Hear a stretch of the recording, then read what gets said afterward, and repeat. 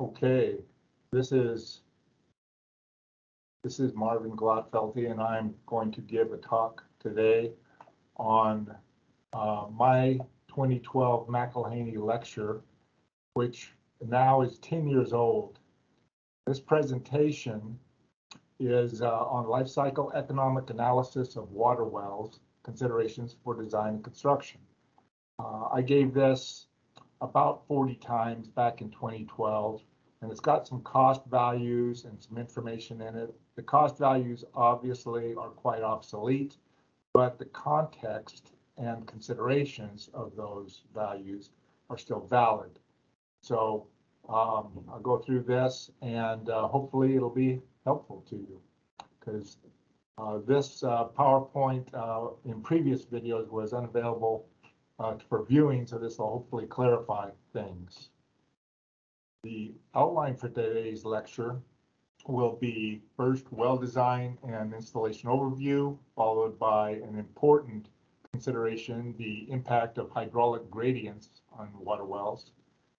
Well construction and analysis and economics, we'll go through that a little bit, and then the economic analysis, both a time series analysis, which is looking back in time basically, and the life cycle economic analysis, which is looking forward in time with various well design options, and that'll all become clear as we go through it. A lot of this is we have different costs for a water well. When we drill the borehole and construct the well, of course, we have initial costs, and those include the capital cost of the well driller, their equipment, fuel, labor, etc. The construction materials, permits, waste disposal, well development and testing, and of course the design and oversight, the consultants that are involved. And then after the well bore itself is all drilled and constructed, we have the pump equipment, which also has initial costs. There's the pump contractor, which may or may not be the well driller, the pump itself and motor, the pipeline valves, electrical equipment that would include SCADA, etc., permitting for that, and then the engineering, design, and construction management. So a lot of initial costs, and this is what receives almost all the focus these days. So my suggestion is to also consider future costs, because those future costs will go throughout the life of the well, not just at the initial installation of that well. So there's operations and maintenance. Energy costs, that can be huge over the life of a well when you add up year after year after year. There's the labor costs of those who operate the well. There's water quality concerns. For a drinking water well, we often find that we have to address blending or wellhead treatment because of some problems with the water quality. We can, over the life of the well, modify its structure to improve that water quality.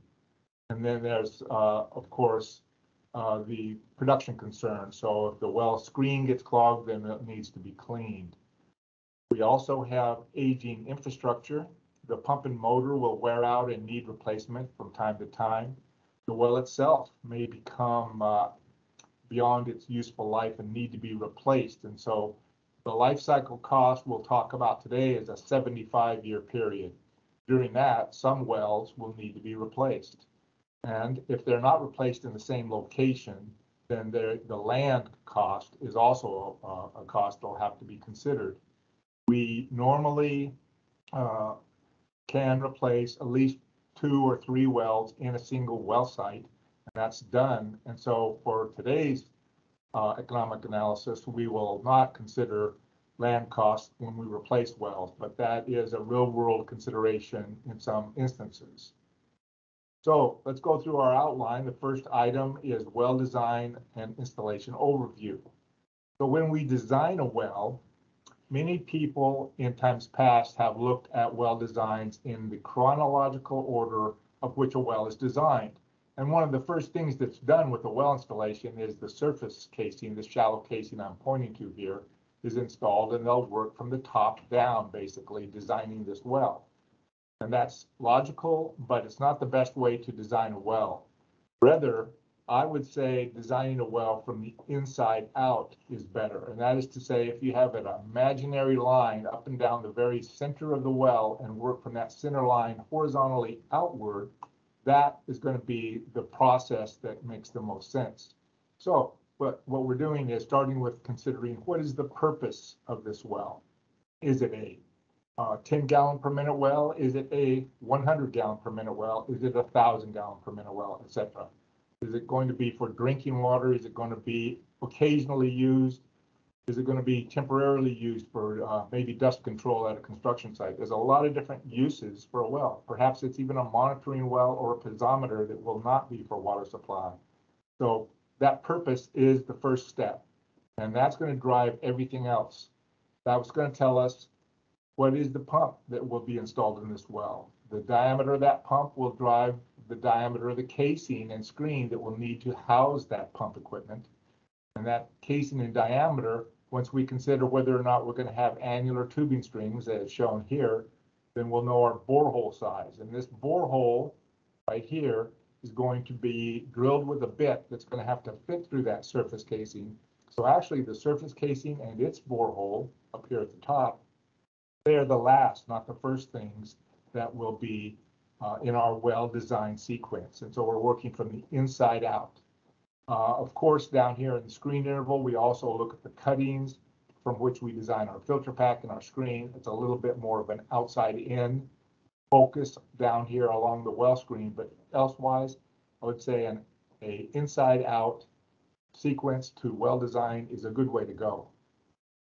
Once we do that, though, we need site-specific information. We'll drill that surface borehole, put the surface casing in place and cement it in, and then drill a pilot borehole, typically, all the way to our total depth. That total depth may be 100 feet or 2,000 feet or any of a number of depths in between. Regardless, we have, at this point, we've drilled our borehole, we've got our site-specific geologic data. We can work that up with descriptions of cuttings and have our geologists do their work on that. We can look at the cuttings and make a stratigraphic column like you see, and we can further augment our understanding with geophysical logging. So we can do a suite of geophysical logs, an example shown here, where we can better understand site-specific what our geology is. And this is important that it's site-specific so that we're not extrapolating information and pulling it from a well maybe a quarter mile or a half mile away to the east or the west or whichever direction. So we know for sure what our geology is in this borehole. In hydrogeology, we always have to keep in mind not only what we know, what little we know, but also the huge amount of information that we don't yet know. So at this moment in a borehole, we know the geology in the borehole. We can pick some zones that might be the more preferable, likely water production zones. But what we don't know yet is what the water quality is going to be like, what the hydrology is going to be like. But we can measure some of those things. So before we do anything else in this borehole, we will start measuring the water quality and the hydrology. So we can install our drill pipe with a perforated interval, maybe 15 or 20 feet long at the bottom, sometimes as short as 10 feet or less, and it's slotted or perforated. And we can isolate that in a discrete interval of the borehole with clay layers above and below it and pea gravel adjacent to it, so that we can then, and remember just above that, in the interval of the borehole just above it, it's still full of drilling fluid. It has to be full to hold that borehole open in that alluvial aquifer. But we can purge our construction water for an adequate period of time and then collect a water sample that is representative just of this discrete interval. And we can pick these intervals based on the geology, maybe between 5 and 10 of them up and down our borehole. And after we collect the water sample from each one of them, we can pull our drill pipe up to the next interval and repeat the process by adding more bentonite chips and more pea gravel at the appropriate depths. So this is a good way to characterize our borehole, but this sample that I just described, that would be for the water quality. So we have not yet measured our hydrology. And we want to get a little bit more information because this is not inexpensive to collect this data, yet it's critical to proper well design. So the next thing we can do is measure that water level. You'll see how that can be very important as we go through this presentation. So we measure our water level that's representative of this isolated depth interval. And then we take out our water level indicator and put in a pressure transducer. Pressure transducer is a really nice device. We show a photograph here on the left of one. And lowering that down, we can measure water levels very accurately and also very rapidly. You can see in the photograph that it's hooked up to a laptop computer on the rig floor there. And that means we can measure a water level about 1 per second, 1 measurement per second. So what we can do is take a couple of 5-gallon buckets like you see, pour that water down the drill pipe, make a temporary mound on the water surface, and as that falling head test or slug test occurs, that water will be flowing out into the formation at a relative rate of speed as when a completed well is producing water. So what we'll get is a plot something like this. Now, the hydraulic conductivity, which is K, can be estimated from the slope of these lines. And so the fact you can see that they're slightly different heights in the peak. That doesn't matter. That we repeated 2 different slugs in this case. Oftentimes we'll do 3 or 4. And it's important to do that so that we can know we have repeatability of the data, that we can be confident in it. This hydraulic conductivity is a value that we can then use to estimate the gallons per minute that are coming in a different depth interval. So what's going on in a borehole is that different gallons per minute come in at different depths along with different water quality. And this all can add together to tell us what the eventual total performance of a well will be. But we don't know it until we measure it. Even if we have another well nearby, it may not be representative, because remember, we're interacting with Mother Nature. Things are not simple, they are complicated, and we should honor that. So after this well design is complete, based on this site-specific data, then we can do our final well design, get buy-in on that from our well owner, and then go to the driller and say, here's the final well design. And at that point, they can order the materials. They're not just sitting on the shelf, well casing and screen. Casing may be available, but not screen. That's manufactured as we go. So the driller can then ream the borehole out to the final diameter. And as he's doing that, then the material is provided that can be installed along with the filter pack material and the annular seal. So we've now completed the construction of our well. What's the next step? We're not done yet. We need to develop this well, because while we drilled it, there was a borehole, a wall cake developed on the space of the borehole, and we need to break that down and remove it. So we look closely at a well here, in this cartoon anyway. There's been debate in years past as to whether different types of screen or different types of filter pack make a difference to the performance of a well. And I'm sure that they do, but it's not the attributes of their ability to convey water from one place to another. Any screen is going to allow water to pass it much better than a filter pack sand that's going to have much more friction losses as the water moves between the grains of sand. And any filter pack sand, which is introduced because it's well-rounded and well-sorted and so on, is going to probably convey water much better than the native formation. And so the native formation, if we can have movement of water of the well be as good as the surrounding formation, that's going to be a 100% efficient well. So that's as good as we'll ever do. So where is the speed bump? Where is the perturbation that we need to remove that's with our well development?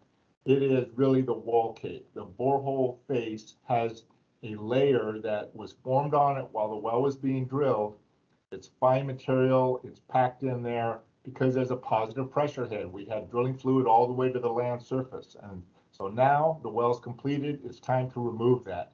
So how do we do that? It's a matter of conveying energy to that wall cake, break it down and remove it. So a lot of different ways to do that. The diagram here is showing a dual swab, swab and airlift tool that can be used, and many others as well. Different tools are going to do better job depending on the design of the well, the local hydrogeology, and that varies so much from place to place. But here's some examples. It's not comprehensive, there's others, but these are very common ones.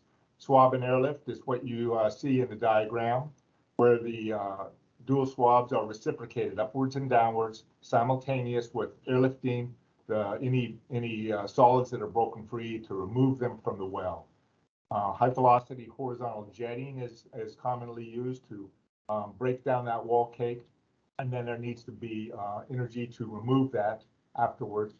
Airlifting is often used for air rotary drilling jobs.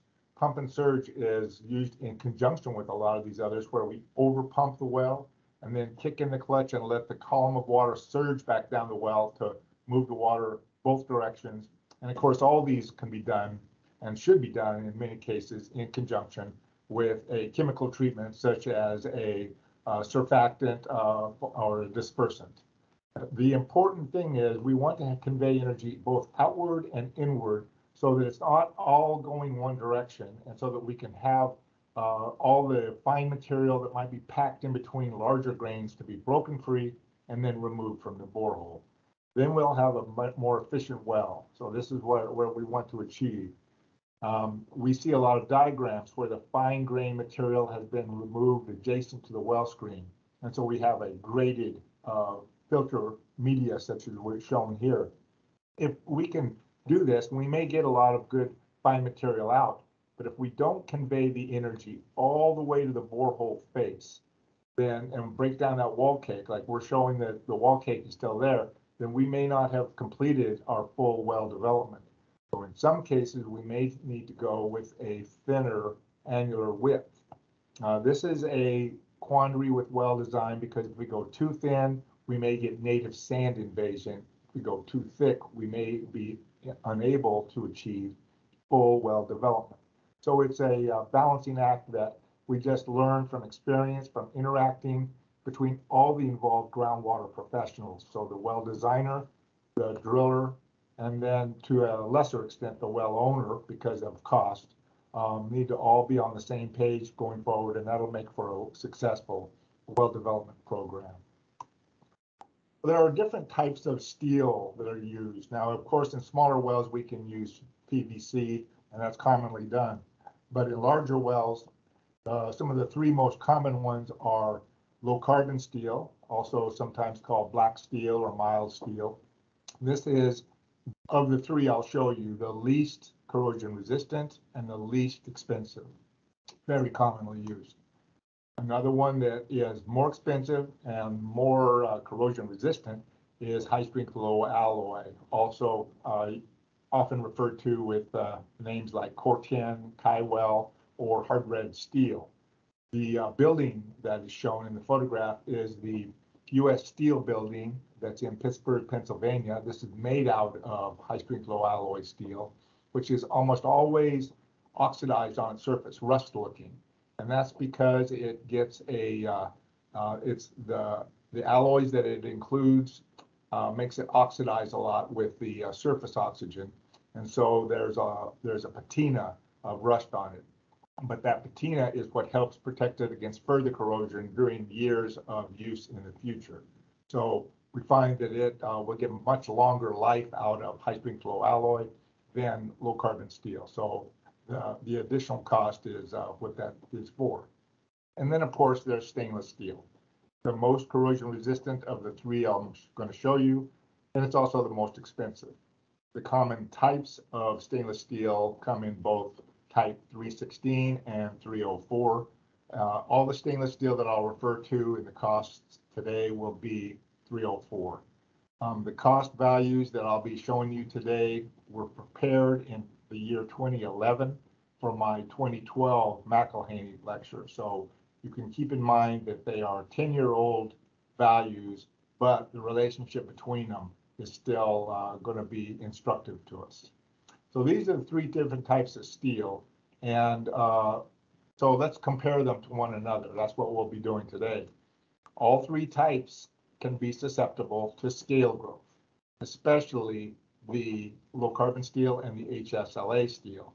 And that scale growth can be direct mineral precipitation. So minerals like calcite or gypsum or barite can all be precipitated directly onto the surface of a weld material and steel. But more commonly, we have biochemical scale, and that's what's shown in these photographs. On the left and center photographs is iron-related scale, and on the right photograph is slime-forming biofilm. And these occur from naturally occurring bacteria in the earth. So the bacteria forms their homes, which are, and there's different species of bacteria that form different types of homes. So there's some things we know about this bacteria. First of all, it's naturally occurring and essentially ubiquitous. So the drilling process did not introduce this bacteria. It's not a matter that the driller had unclean drill pipe when they drilled the borehole. Not at all. The bacteria has been documented from previous studies to be on every continent on Earth and to depths greater than 20,000 feet. And so it is out there. It's non-pathogenic, so it won't hurt you. It just will clog the well screen. So that is the problem that we identify and that we need to address and realize that it's there. We're not going to site a well where there is no bacteria. So we have this problem to address. We also know that a water well environment introduces oxygen into the groundwater, nutrients, things like that, that really encourage bacterial growth. So even though these kinds of scale aren't existent out in the aquifer material itself, they're going to form or tend to form around our water well because of the operation of that water well, pulling all these nutrients and such to it as it pumps groundwater. The bacteria are not one single species that we can identify and then eradicate.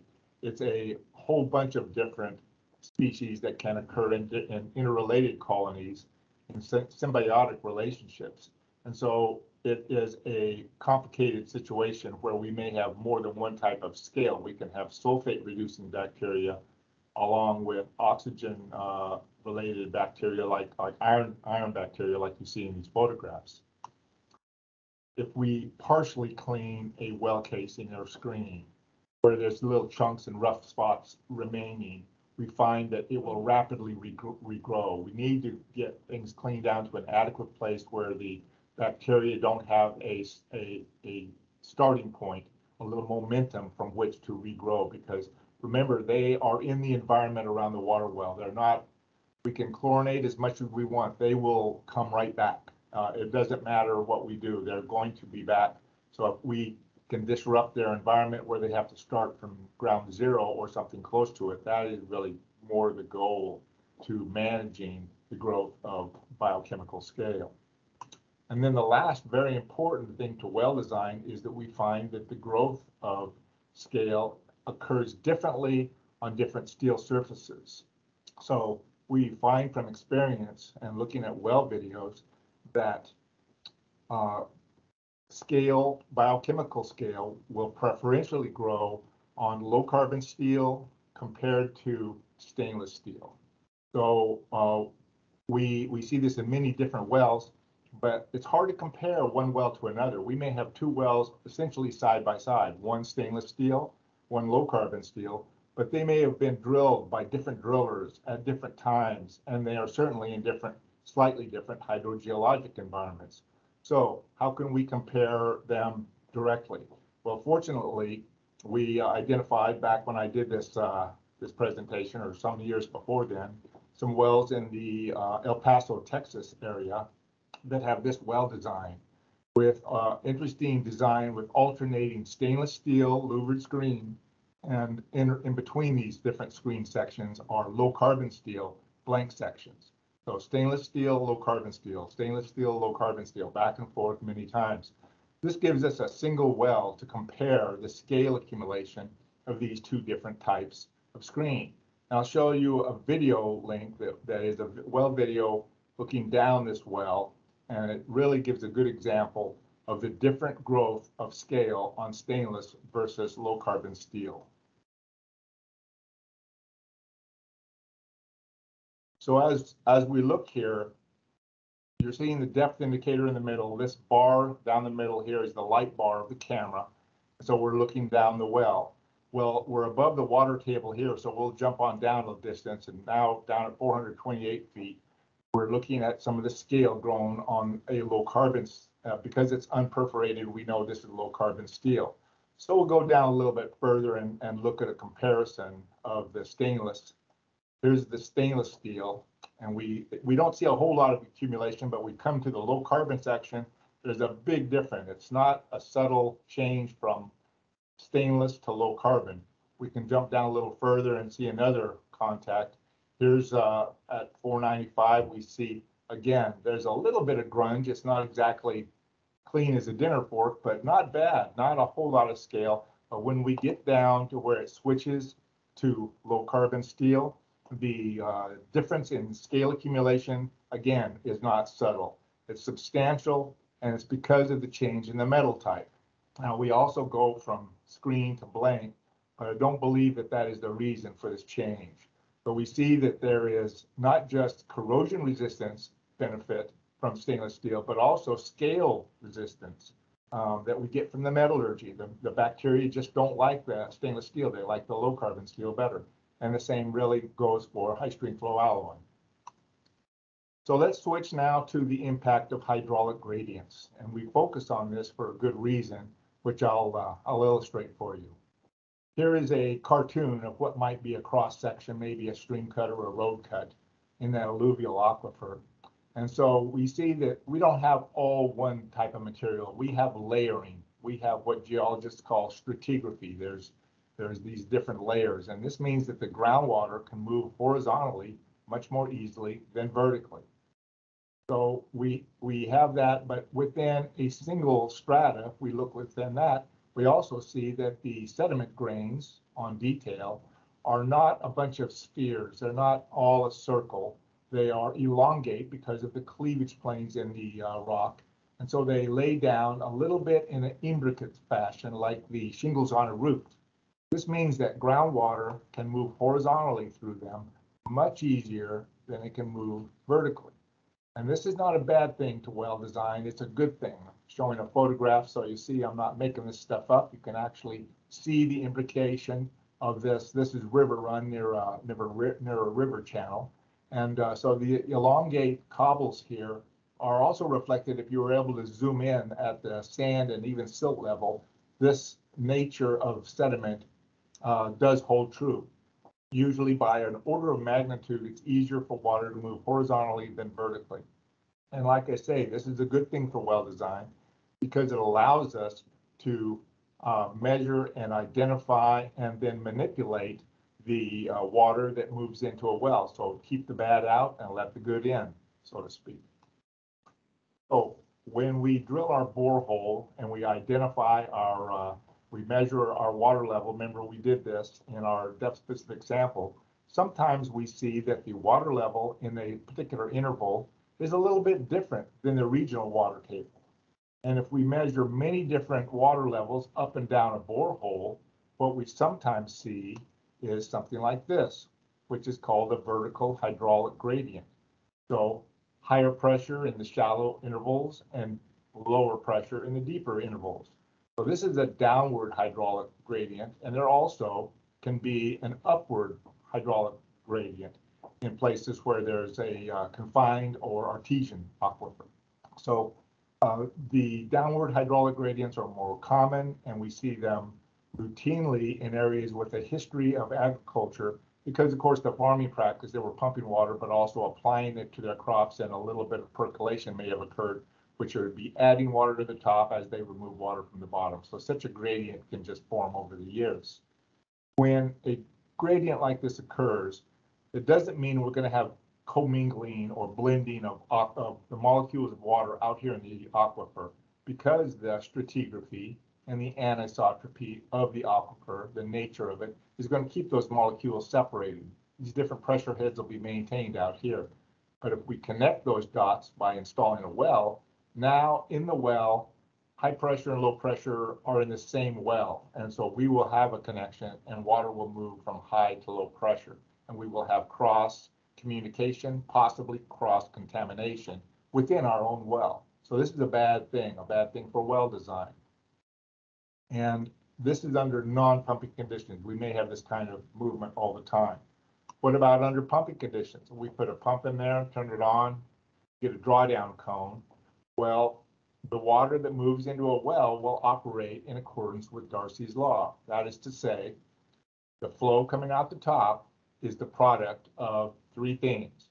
The hydraulic conductivity, that's the flow nature of the aquifer, multiplied by the cross-sectional area, which in a well is the same everywhere because of the radial movement of the water to the same well. All those things multiplied by the gradient. Gradient in a pumping well is the difference between the pumping water level and the static water level. So in this example shown here, these first two intervals, which have a static water level higher than the pumping water level, will produce water. But this third interval happens to have a static water level almost the same as our pumping water level. And so even if we have a large hydraulic conductivity multiplied by a large cross-sectional area, multiplied by 0, well, the answer will be 0. They won't make any water. So that's just a function of where the water table is compared to where our pumping water level is. And we even show an example of where there's a static water level below our pumping water level. So even under pumping conditions, this would be a case where we have water flowing outward. That's counterintuitive, but I'm going to show you an example of how that can happen and where it did happen. So we need to be aware of these vertical hydraulic gradients. They have a great impact to well performance, and in both in terms of quantity and quality. So we just need to be aware of them and design accordingly. So I'm going to show you some examples that have well videos. And so I want you to understand video cameras are very sophisticated, a wonderful tool for us these days, but they have two lenses. You saw in the previous video a downward looking lens, downward looking view, where we have a camera at the base of our, or a lens at the base of our camera here. This is a light. We saw the light bar in our video before, but there's a second lens right here that can look sideways, and that can spin around 360 degrees. So we have both these views, so you won't become disoriented when we look at these videos. And the first one will show you some bar holes. So in a casing, you'll see two holes at 180 degrees from one another. These are holes that were cut by the driller when the well was installed. They run a bar through them and then use that bar to lower sections of casing down the well. Not a good practice. It's better to use what's called casing clamps that can clamp onto the edges of the casing and not have to cut holes in it. But in many, for various purposes and in many early days, their bar holes were cut. And so in the video I'm going to show you, every 40 feet, we will have a section of bar holes. And this will be a video where we're actually looking at a vertical hydraulic gradient. So we have these different pressure heads in the well, and we're going to see, we're going to see water coming in at different forces at different depths of the well. So we'll take a look at this video real quick here.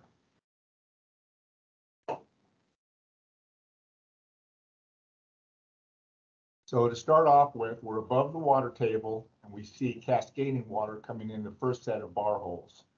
So this is one of the problems with bar holes that we don't much care for. They're large, they can let sand in, but also cascading water is not sealed off. Cascading water can wreak havoc with pumps because the aeration can cause cavitation of pumps, problems like that with that'll wear out the pump impellers.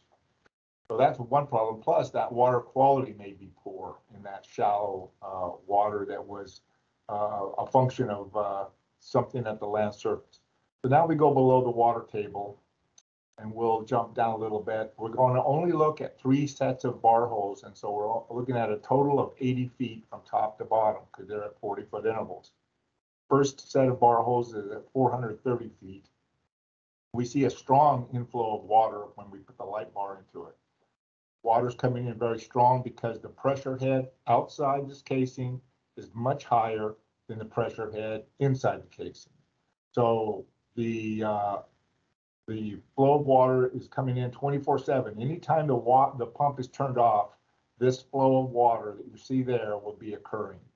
We go down 40 feet to 470 feet, and we see the next set of bar holes. There's still an inflow of water here, but it's much lower, kind of a moderate flow, just kind of whooshing in. So we go down another 40 feet below this, and that'll take us down to 510 feet. We'll take a look down there. We'll have gone from strong inward flow to moderate inward flow, and now we go down to 510 feet, and we will see no flow coming in. We can see the little white specks in the middle of the video here. Those represent floaters of biofilm or silt, but there's fine material on the left side of the screen that would certainly be moved even with a slight amount of inflow. So there's no flow at all. We went from strong flow to medium flow to no flow, and now the video ends. So what would we see if there was one more set of bar holes?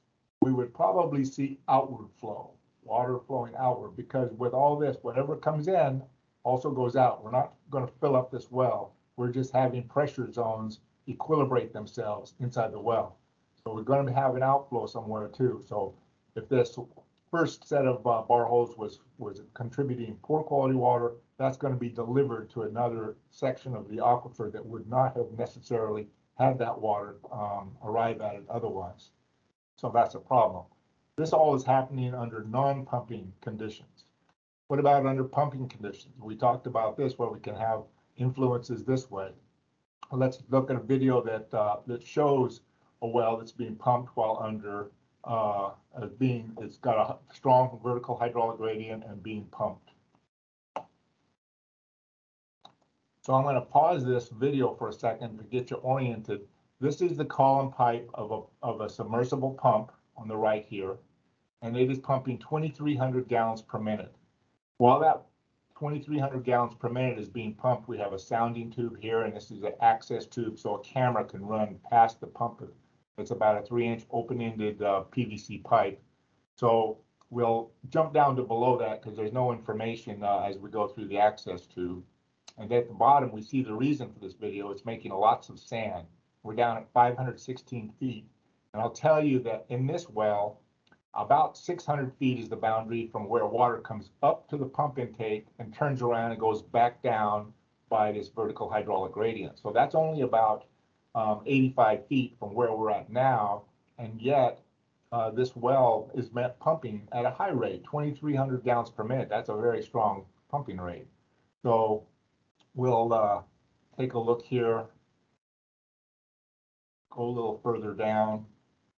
In side view here, this is what 2,300 gallons per minute looks like. Water pulling sand and moving upward through the well. So we'll jump on down a little bit in this well. Down here at 586 feet, we now see it's just sort of swirling around. Go a little bit deeper. Down at 594, just sort of swirling, hardly moving upward at all. Down at 600, now it looks like it's snowing. We have water flowing downward compared to upward at 519. So this in the upper part of the well and this in the lower part of the well. So that is what it looks like when there is this scenario with a strong vertical hydraulic gradient where we have outflow even under pumping conditions. That means that the upper part of the well is the only asset. All of this lower part of the well is a liability. So an important thing to understand in our vertical hydraulic gradient. Next, we'll switch to well reconstruction and analysis. This is with existing wells where do we have a vertical hydraulic gradient or not? We really don't know. We can't tell because the well's already been drilled. It's maybe has some water quality problems. How can we fix those problems if we don't understand what's going on? So we bring our logger again, but instead of using the geophysical logs that were used in an open borehole, we can run a spinner log, which is a type of log which has a impeller unit on the tool that is lower down at a constant rate of speed, sort of like a flow meter in a pipeline, so that we can measure the different gallons per minute that are entered in the well at different depths. And so in a single day, we can collect a lot of information with this process. We can do a short-term pumping test, a constant rate pumping test, so we can determine the flow characteristics, if we didn't already know them, of our well. We can do a dynamic, which is to say under pumping conditions, spin our flow meter log. And so we can know the gallons per minute. We can assess those that are entering the well at various depths.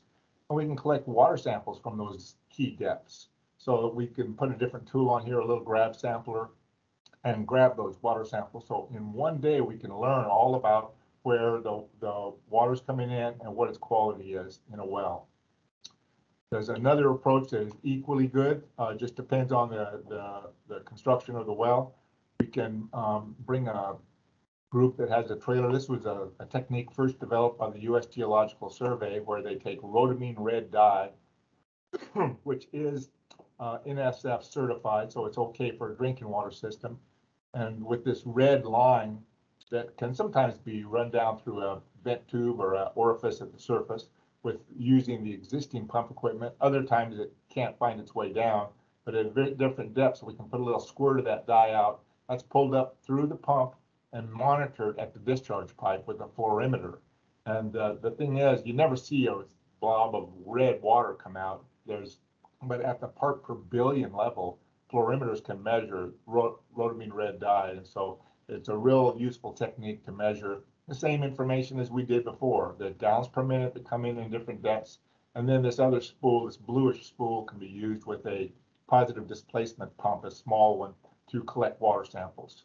So once we get this information, either way, we can design, if we want to, say, install a liner or modify the structure of the well in whatever way to improve our water quality. So with all this in mind as a backdrop, let's look at our economic analysis, both looking back in time, the time series analysis, and looking forward in time with our life cycle economic analysis. The reason we do this greatly, this is a photograph of 3,300 gallons per minute coming out of a water well that was just drilled in a remote area for a power plant, a future power plant. This is a good day when you see a pumping test like this, but while this is running, somewhere an electric meter is running really fast because we have the cost to lift water, which is the gallons per minute times the total dynamic head, how much we have, times a constant, times the electrical cost in dollars per kilowatt hour. That's usually around a dime per kilowatt hour, divided by another constant times the pump and motor efficiency, where the pump efficiency for new equipment varies between 70 and 82%, and the motor efficiency between 85 and 95%. So if we plug in the numbers on this math and we say, okay, what if we are going to pump a well 70% of the time on annual average, which is a reasonable amount? And what if we have about 10 cents per kilowatt hour? And what if we don't quite develop the well completely, or we poorly design it so it has to lift that water an extra 100 feet? Is that really going to cost much? And we do the math on it.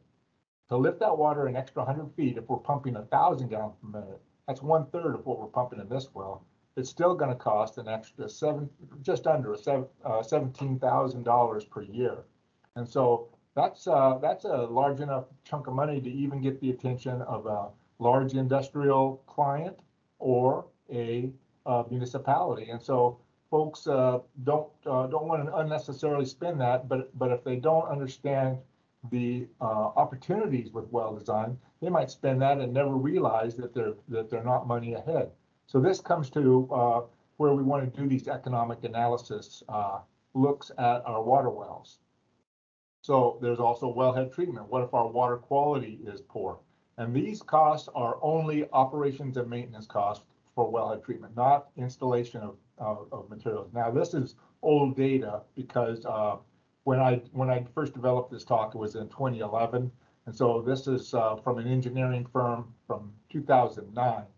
Actual cost to install, or for O&M costs, this would be for an arsenic treatment facility. We have coagulation filtration, but we can directly discharge to a sewer. It's about $4,800 per month would be our O&M cost. If we have to have a backwash system, that goes up to about $6,400 per month.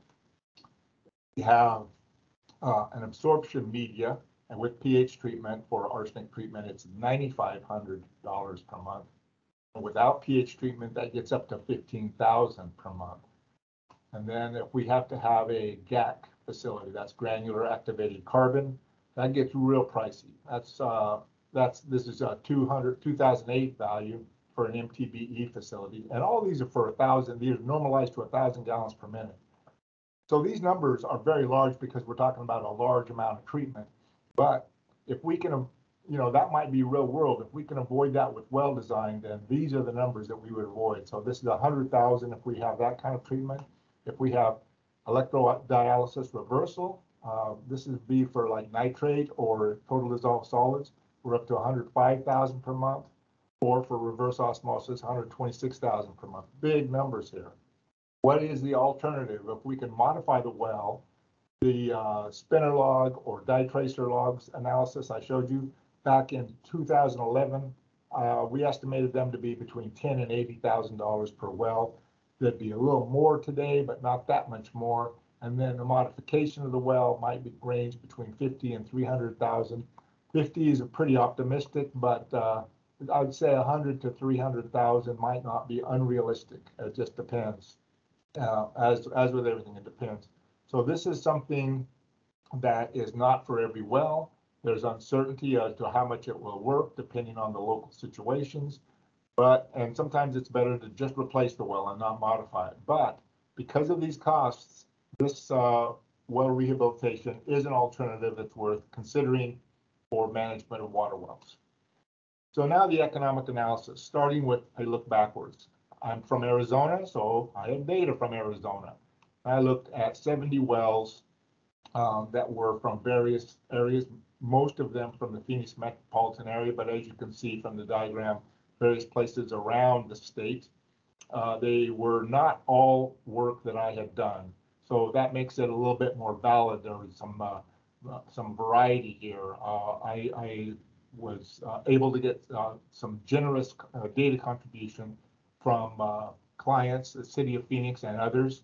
And so this is data from 8 different drilling companies representing 5 different hydrogeology consultants. And it covers a time span of 18 years between 1993 and 2011. So a lot has happened since 2011, but this will give us a perspective on how costs change over time. So the life cycle analysis, we looked at what was recent in 2012, operation and maintenance costs, and that's what's embedded in this economic analysis, what's the O&M cost of a water well, and the now 10-year-old well material costs. So these will have changed too, but again, they give us perspective on what might be happening today and going forward. So we'll start with casing costs. We have on the horizontal axis time, and note that it's not an equal distance between 2001 to 2002 is a different distance than 2002 to 3. We made it to where the bars, this will be bar charts, and made it where they fit in here nicely. But this is the cost per linear foot. We start with low carbon steel. Back in the early days of 1993, they were much lower and got a little bit higher by 2009. High strength low alloy, a little more expensive, and stainless steel, a bit more expensive yet. So we see on all 3 of these a little bit of a change right around 2005. The price of things seemed to have gone up around 2005, and if we think back to that point in time, that's when they were starting to be worldwide kind of a crunch on steel. There was a lot of construction going on in Asia and places like that, so the prices of materials were changing as they are more recently here. Filter pack sand. This is Colorado silica sand. At the time, it was from a different company than owns Colorado silica sand now, but this is the costs on different points in times. And we see somewhat of a first steep and then gradual increase with a little bit of an inflection point here at about 2005. These are different grain sizes, the colors are. So coarsest at the top, in the middle, and then finer at the bottom. And so this coarse material is no longer available after about 2005. Costs, pretty stable up until about 2005, and then a bit of rise. And so all the same thing, we had this sudden construction increase, and so things changed in accordance with it. And then this is intended to be the cost of labor and fuel. So the blue top line is pilot hole drilling. That doesn't have material involved, just consumables like fuel, drill bits, etc. And then standby time. That's the cost of the equipment and the crew, if they're idle or not, it's just what it costs to tie them up. And so this is pretty stable, but begins a slight rise after 2005. And similarly with the pilot hole drilling costs.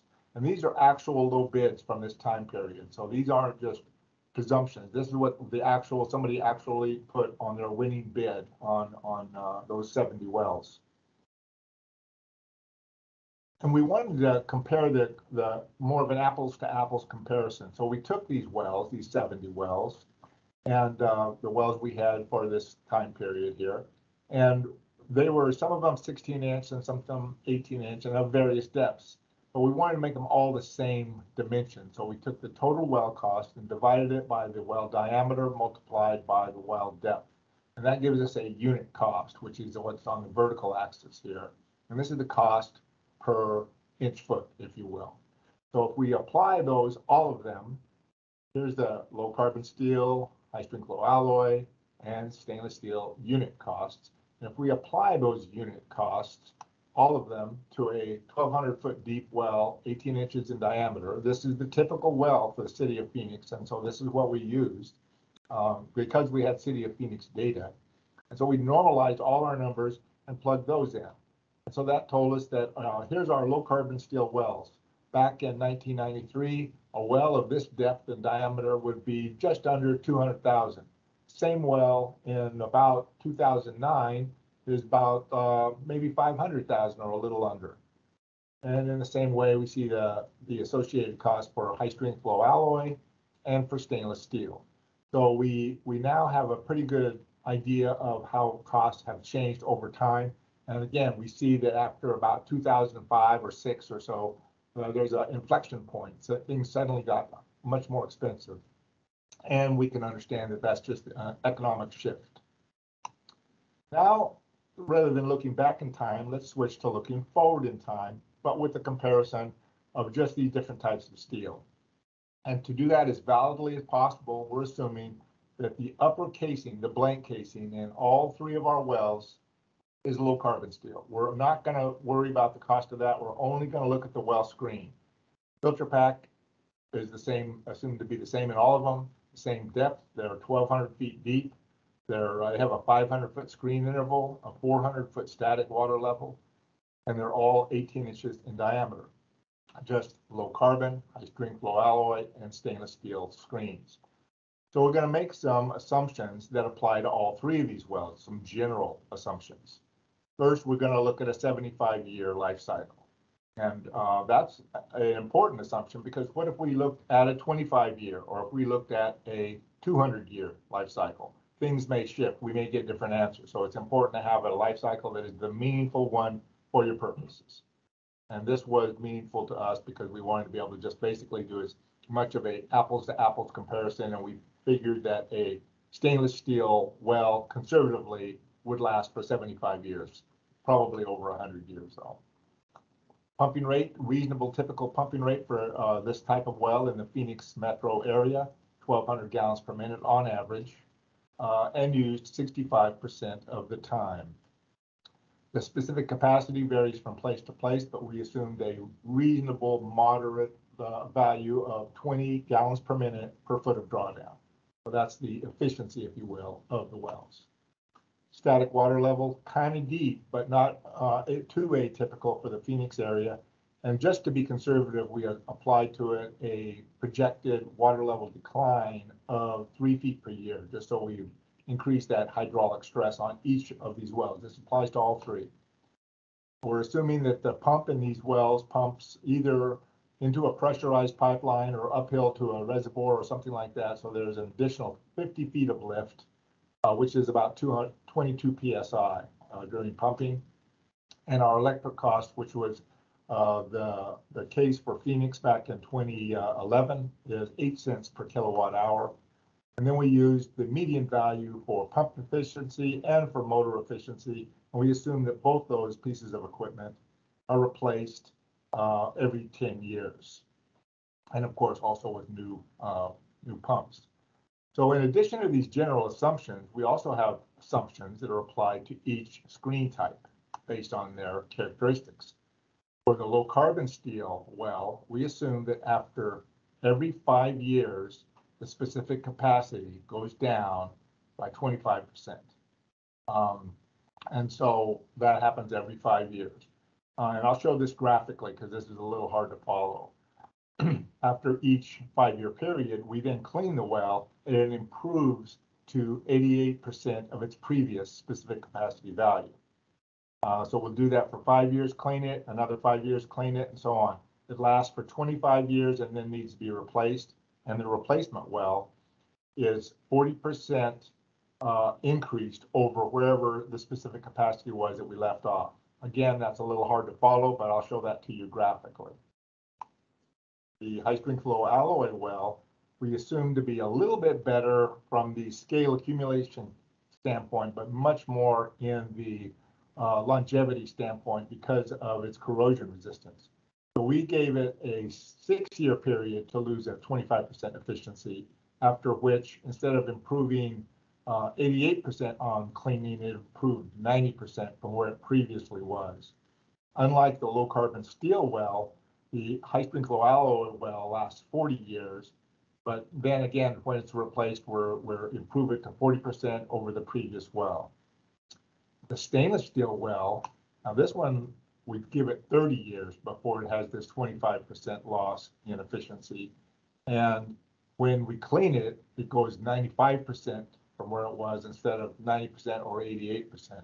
And this well lasts the full 75 years. So these are the assumptions that were built into our economic analysis. So this is how it will look graphically. We have our low carbon steel well in its first 5 years.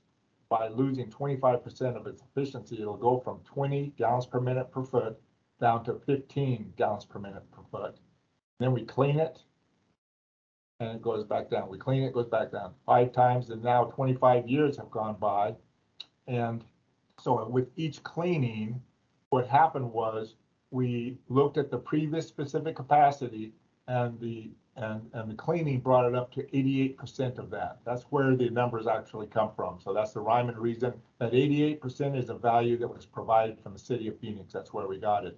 And so we have the first well, we replace it, and that new well is 40% better than wherever we left off on the previous specific capacity, the previous post-cleaning specific capacity. So that was the basis for the brand new specific capacity for the replacement well. And these track generally what we actually see in real world well patterns and in the data that was available to us from the city of Phoenix. So this is the low carbon steel plot, time versus its specific capacity over the life cycle, the 75-year life cycle. We plot high strength low alloy. Each lightning bolt zigzag here is a little bit longer because it's 6 years instead of 5, and we can go out a full 40 years before we replace the well. But otherwise, the numbers are pretty much the same. And then our stainless steel well, that goes 30 years, and it's one well all the way across our 75-year period. So that's this pattern here is what relates to the energy use over the full life cycle of these respective wells.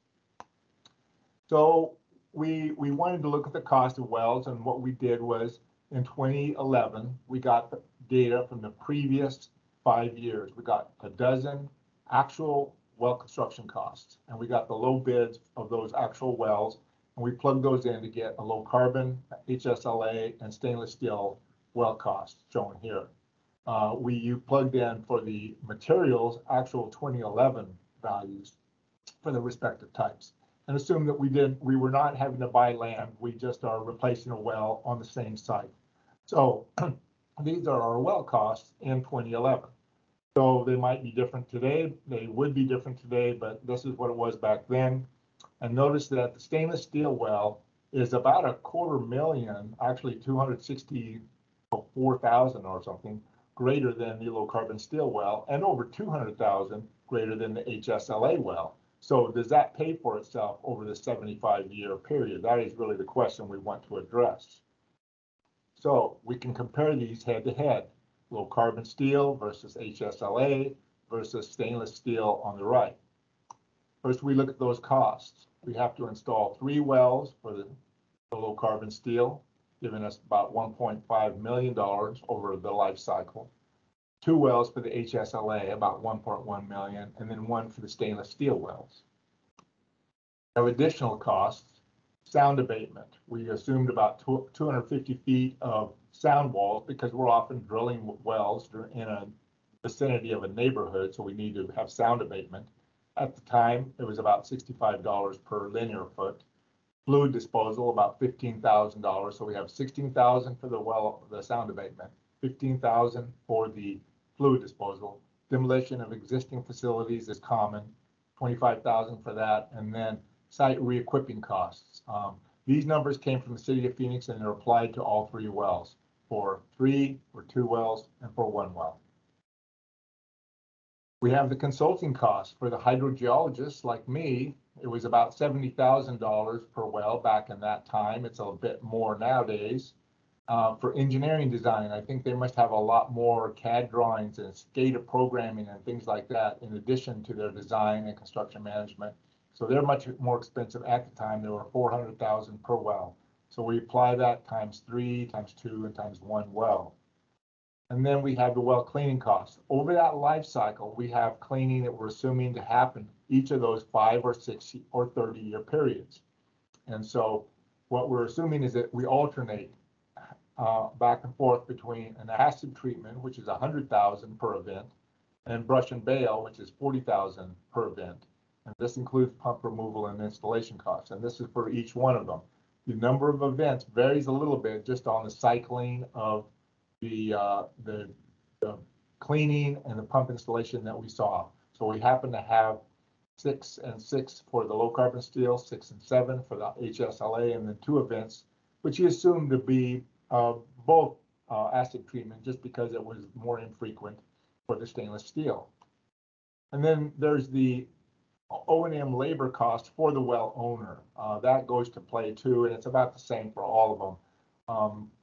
Because of the replacement cycle, we assume that we don't have to do this in the first year of a new well, starting in the second year. So that makes this a 72-year, because we've got 3 wells that were replaced, a 73 for the HSLA and a 74-year obligation for the stainless steel well. So the costs vary a little bit. We have motor and pump replacement. Motors were assumed to be $25,000 each, and pumps $78,000 each, based on costs at the time. So we have a slight difference here because of the just the periodicity of our cycle. We had 1 more pump and motor replacement in the low carbon steel well than in the HSLA because of the greater amount of pump replacements, but otherwise they were the same across the board. And then, of course, electrical costs. Those vary somewhat because of the differences in the energy cost of the specific capacity variability. So we have $7.6 million over this 75-year life cycle, 7.6 here roughly, and then 7.2 million for the stainless steel well. Now, if we add all this up, here's what we get.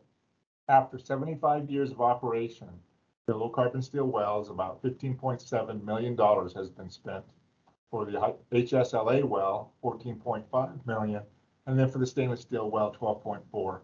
And this is just to be oversimplified and just divide by 75. This is the cost per year. And so that means that after 75 years, we have spent 3.3, roughly, almost $3.3 million more for our low carbon steel well compared to a stainless steel well. If it was HSLA, we spent about $2 million more than for our stainless steel well.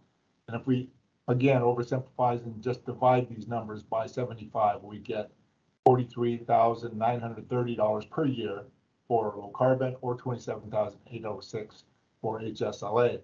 That means that the additional cost of the stainless steel, when we constructed it, we paid that back in about 7.5 years for in the case of HSLA, and we paid it back in about 6 years when we compare it to low carbon steel. So we've done life cycle analyses like this several times with slightly different sets of data. And this is those results. In 2003, we did the first one. It was based on 36 wells for a private water company. And we came back that the payback for stainless steel would happen after 5.8 years. Did it again with a larger data set in 2008. And using 68 wells, we came up with 5.7 years for the payback period. And then this study came up with 6. So it's pretty consistent. It looks like even though things have varied over this time period between 2003 and 2011, we're still getting a consistent payback because the costs are shifting together. As one steel type goes up, so does another. So our conclusions are, first, we noted an increase in costs back in 2005. There's been some since ups and downs, and we're experiencing that these days. There's consistent results with our 3 economic analysis assessments, as I just noted. Stainless steel will pay for itself in about 6 years and may save over $3 million during the 75-year life cycle. But the bottom one is really the most important. For any well, life cycle costs, and not just well installation costs, should be considered when we design and install water wells. With that, I thank you very much, and I will unshare my screen.